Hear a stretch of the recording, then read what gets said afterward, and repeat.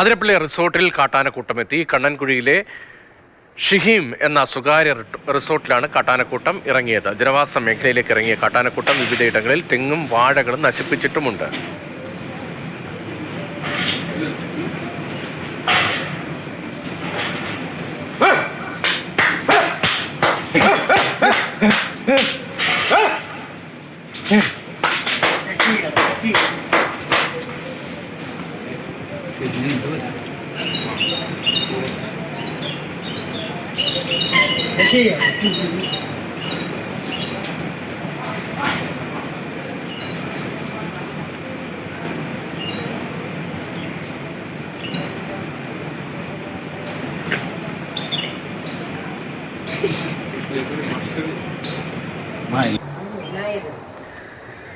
അതിരപ്പള്ളിയിൽ നിന്നുള്ള ദൃശ്യങ്ങളാണ് ഈ കാണുന്നത്. അതിരപ്പള്ളി റിസോർട്ടിൽ കാട്ടാനക്കൂട്ടമെത്തി. സമീപത്തെ ജനവാസ മേഖലയിലേക്കും കാട്ടാനക്കൂട്ടം ഇറങ്ങിയിട്ടുണ്ട്. അപകടകരമായ ഒരു സാഹചര്യമായിരുന്നു. കണ്ണൻകുഴിയിലെ റിസോർട്ടിലാണ് കാട്ടാനക്കൂട്ടം ഇറങ്ങിയത്. ഗേറ്റ് ഉൾപ്പെടെ തകർക്കുന്ന ദൃശ്യങ്ങളിലുണ്ട്. ജനവാസ മേഖലയിലേക്കും കാട്ടാനക്കൂട്ടം പിന്നീട് ഇറങ്ങിയത്. അതിരപ്പള്ളി വാഴച്ചാൽ മേഖല എന്നത് നിബിഡ വനത്താൽ ചുറ്റപ്പെട്ട പ്രദേശമാണ്.